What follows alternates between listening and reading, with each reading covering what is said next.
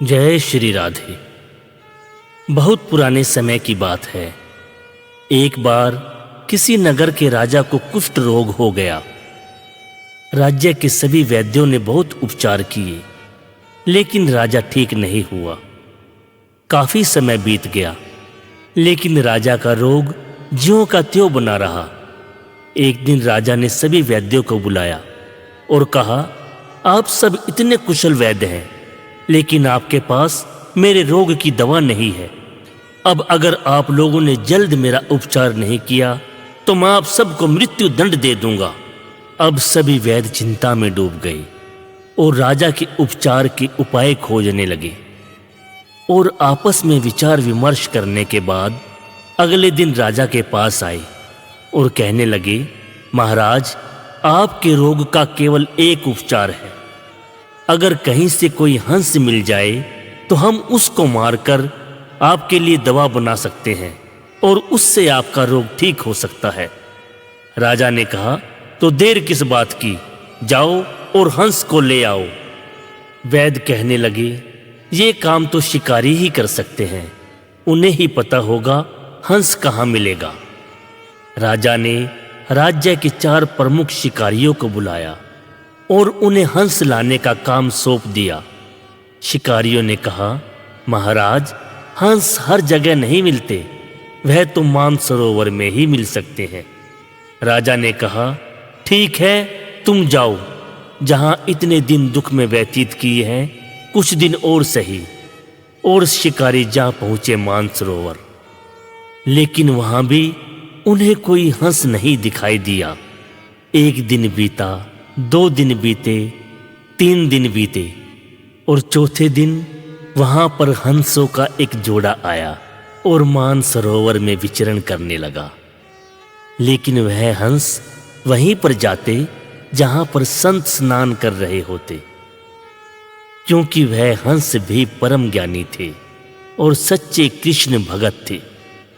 वह दोनों महाप्रभु वल्लभाचार्य जी के द्वारा दीक्षित थे। उन्हें वल्लभाचार्य ने ही कृष्ण नाम की दीक्षा दी थी। कृष्ण भक्ति से ओतप्रोत दोनों हंस संतों के आसपास ही डोलते रहे।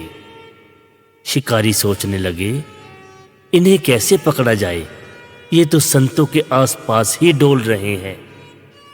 उनमें से एक शिकारी ने कहा, हम भी साधु वेश धारण कर लेते हैं, फिर ये हंस आसानी से हमारी पकड़ में आ जाएंगे। और फिर शिकारियों ने भगवे वस्त्र धारण कर साधुओं का वेश धारण कर लिया।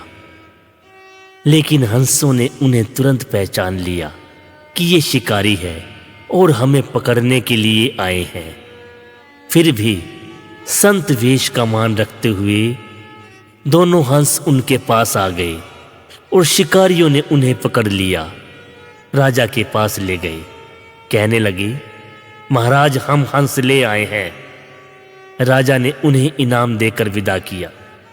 लेकिन जब भगवान श्री कृष्ण ने देखा कि ये दोनों हंस मेरे भक्त हैं और उनकी जान खतरे में है, तो वो व्याकुल हो उठे, क्योंकि भगवान अपने भक्तों को कभी पीड़ा में नहीं देख सकते। उन्होंने तुरंत एक वैद्य का रूप बनाया और उस नगर में पहुंचकर आवाज लगाने लगे, अगर किसी को कोई रोग है तो मेरे पास आओ, मैं बहुत पहुंचा हुआ वैद्य हूं, सभी प्रकार के रोगों को ठीक कर सकता हूं। रोगी उनके पास उपचार के लिए आने लगे। भगवान ने किसी को चूर्ण दिया और किसी को चटनी चटाई, तो किसी को स्पर्श करके ही ठीक कर दिया। सभी रोगी उनके पास से ठीक होकर जाने लगे। यह खबर राजा तक भी पहुंची और उन्होंने तुरंत ठाकुर जी को दरबार में बुलाया। कहने लगा, वैद्यराज, मेरा कुष्ठ रोग कोई भी वैद्य ठीक नहीं कर सका, क्या आप इसे ठीक कर सकते हैं? वैद्य बने ठाकुर जी कहने लगे, बिल्कुल ठीक कर सकता हूं, लेकिन आपने जो 2 हंसों का जोड़ा कैद कर रखा है, इन्हें छोड़ना होगा। राजा ने कहा, मेरे राज्य के वैद्य इन्हें मारकर मेरे लिए दवा बनाने वाले हैं, मैंने इन्हें बहुत ही मुश्किल से पकड़वाया है। ठाकुर जी कहने लगे, जितना शीघ्र आप इन्हें छोड़ दोगे उतना शीघ्र मैं आपको ठीक कर दूंगा। राजा कहने लगा, वैद्यराज, अगर आप मुझे ठीक नहीं कर पाए तो आपको मृत्यु दंड मिलेगा। ठाकुर जी कहने लगे, मुझे स्वीकार है। और राजा ने हंस को मुक्त करने का आदेश दे दिया। ठाकुर जी ने जैसे ही राजा को स्पर्श किया, पलक झपकते ही राजा का कुष्ठ रोग ठीक हो गया। हंस समझ गए, ये वैद्य रूप में और कोई नहीं, स्वयं हमारे ठाकुर श्री कृष्ण ही है, जो अपने भक्तों की पीड़ा को देख नहीं पाए और दौड़े चले आए। इसीलिए कहते हैं, अगर हम सच्चे मन से भगवान की आराधना करते हैं तो भगवान हमें कभी भी कष्ट में नहीं देख सकते। जय श्री राधे।